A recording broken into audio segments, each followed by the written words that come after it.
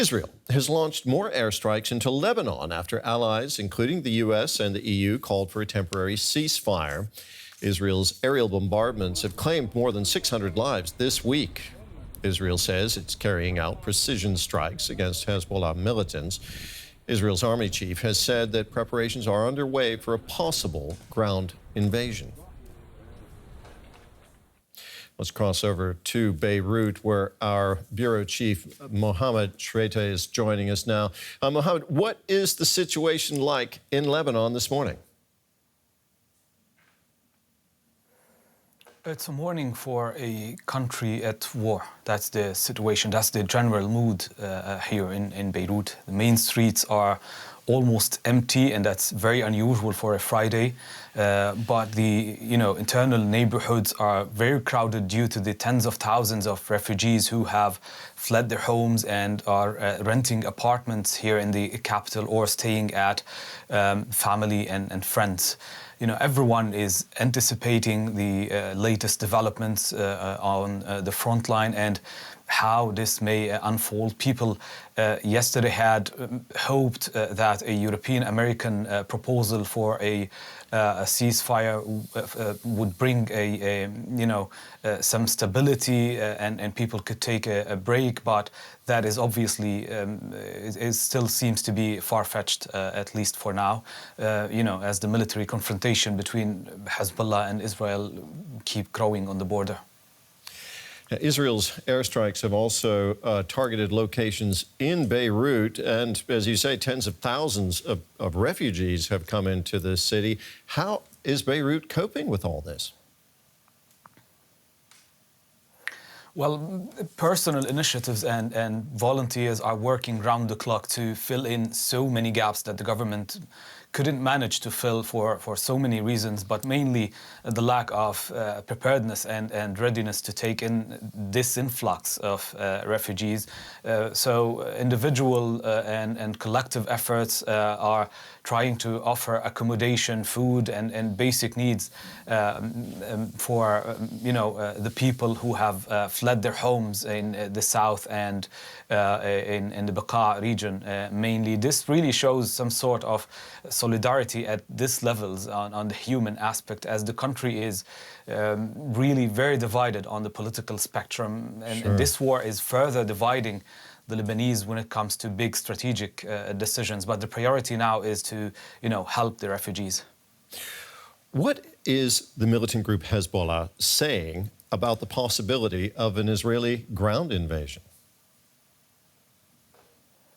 A ground invasion was most welcomed by Hezbollah's chief Hassan Nasrallah. The militant group leader said, make no mistake, this is what we want, this is what we're looking for. The group cannot defy Israel's aerial superiority and advanced technology, but it believes that a ground operation is its battlefield, its field of expertise, so to say. So there's no doubt that Hezbollah received huge blows over the past few days, the device explosions and the killing of senior leadership, but it is still a very powerful militant group with a wide channels of tunnels and thousands of rockets and soldiers at its disposal.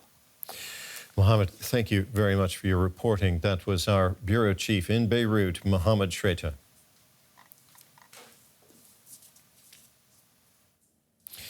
As Israel prepares for a possible ground invasion in Lebanon, it faces a challenge that could prove more difficult than the situation in Gaza. The militant group Hezbollah has been preparing for such an offensive for years with an extensive network of tunnels backed by missiles. The Israeli army has carried out more than 2,000 strikes in Lebanon since the start of the week.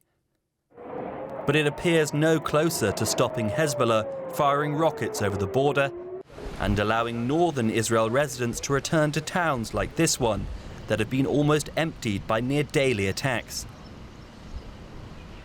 Now, with tanks heading to the border, it seems Israel is preparing to send in ground forces to try and achieve what air power hasn't. You will go in and destroy the enemy there. This is what will allow us to safely return the residents of the north afterwards. Israeli officials have made clear that their aim is to force Hezbollah back across Lebanon's Litani River, creating the buffer zone that the UN Security Council called for back in 2006 at the end of the last war between Israel and the group. The area is a stronghold of Hezbollah.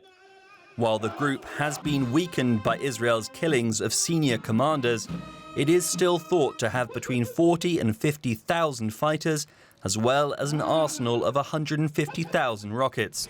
Hezbollah is also believed to have built an extensive tunnel network, as seen in its propaganda videos like this one. According to Israeli estimates, it could cover hundreds of kilometers. Experts say Hezbollah will likely prove even more of a challenge than Hamas. Hezbollah forces are far more battle-hardened.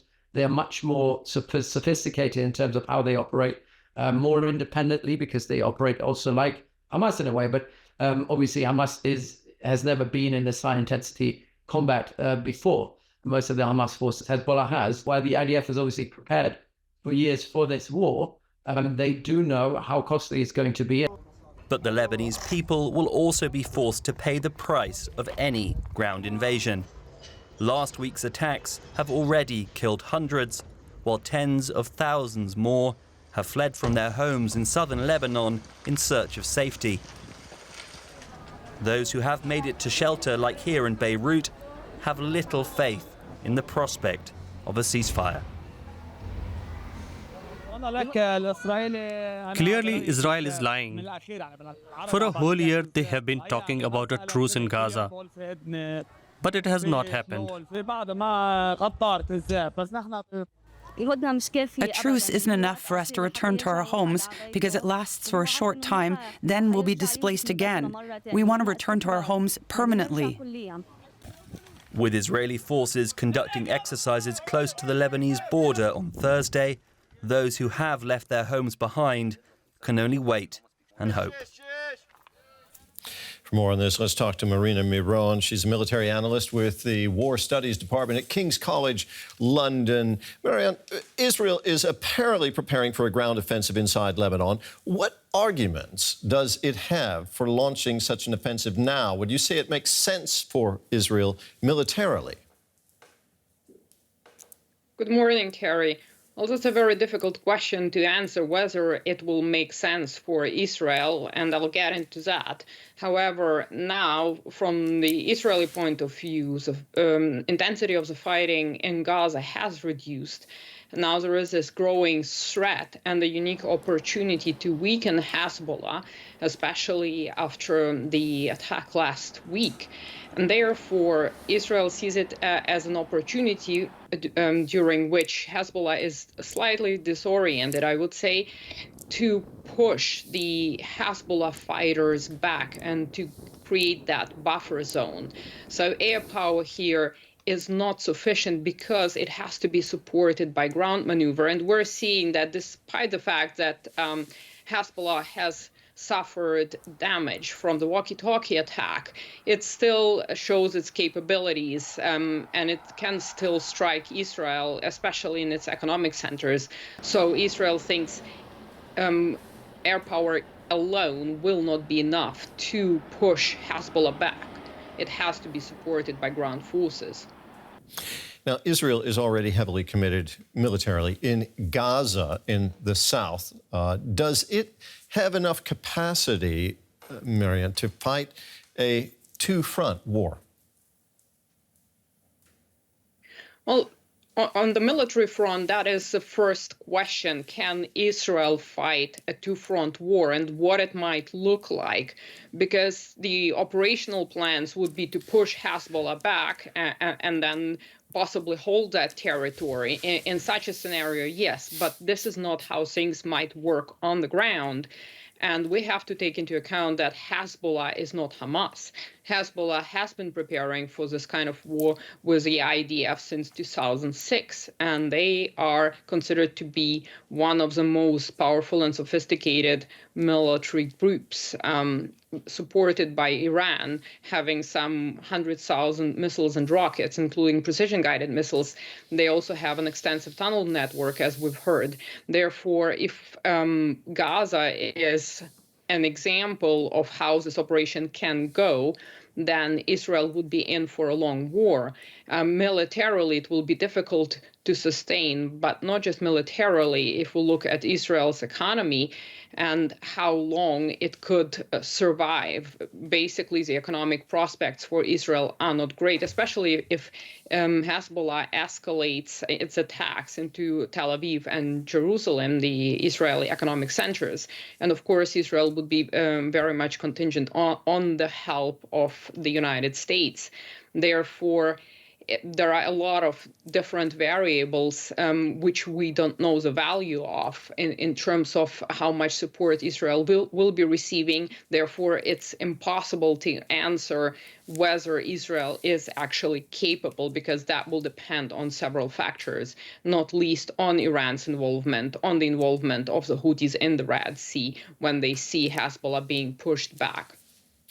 There are many factors in this conflict, of course. If Israel does launch a ground offensive into Lebanon, Marina, do you think that would be limited to southern Lebanon?